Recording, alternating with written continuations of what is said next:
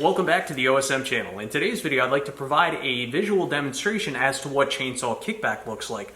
But before I take this saw outside, start it up, and show you what actual kickback looks like, I wanted to take a moment to talk about how the saw responds to cutting wood on different surfaces of the bar.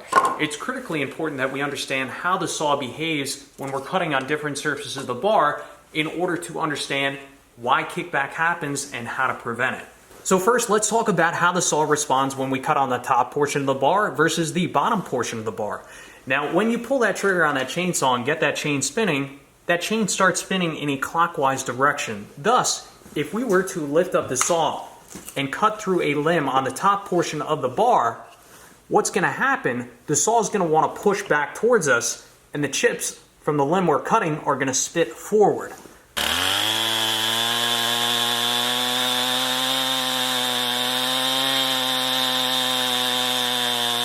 Now, on the opposite hand, if we were to cut a piece of wood on the bottom portion of the bar, the saw is going to want to pull away from us, and the chips are going to shoot back towards us.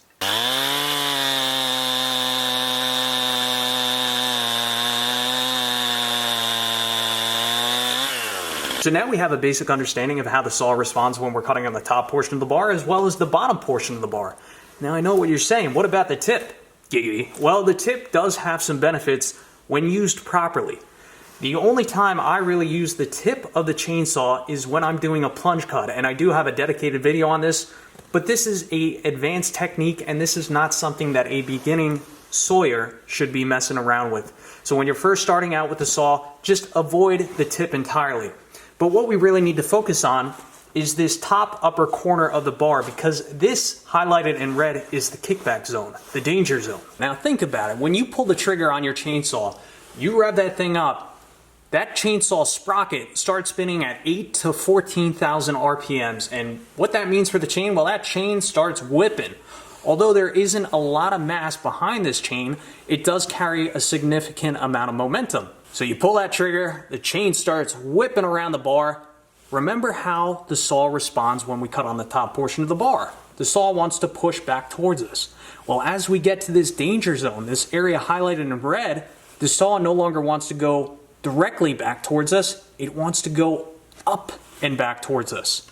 Wants to shoot back towards our face. So you pull that trigger, get that chain spinning, you tap a piece of wood on this highlighted in red zone on the bar, and this bar is going to want to kick back right towards your face. And that's what you got to watch out for. So you have to avoid this area highlighted in red at all costs. And also, a word of caution, don't get too comfortable with the false sense of security you get from wearing a hard hat and a face shield.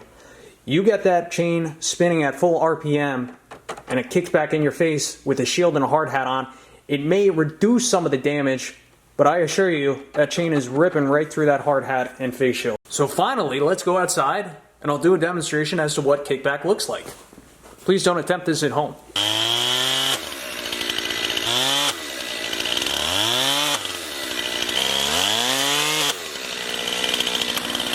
Two final points I'd like to leave you with. One, if you find that while operating a chainsaw or some other piece of power equipment that you are losing focus, it's okay. Just stop, shut it off, go have some lunch. Using a saw requires 100% mental focus. Every move should be thought about and calculated before being completed. If you feel that while you're operating this saw, you're losing focus, you're distracted, thinking about something else, you're hungry, it's okay. Just stop, shut it off, and get back to it when you're feeling up to it. And the final point I'll leave you with, when you're operating the saw, just always try and be prepared for kickback. Have a firm grip on the saw, understand the danger zone, understand the kickback zone. And another thing you can always try to do, try and cut with your head offset from the bar.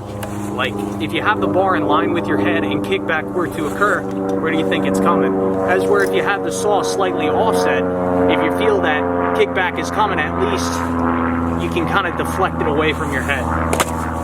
So with that, I'd like to conclude today's video. Thank you for watching. Be safe out there and watch out for kickback.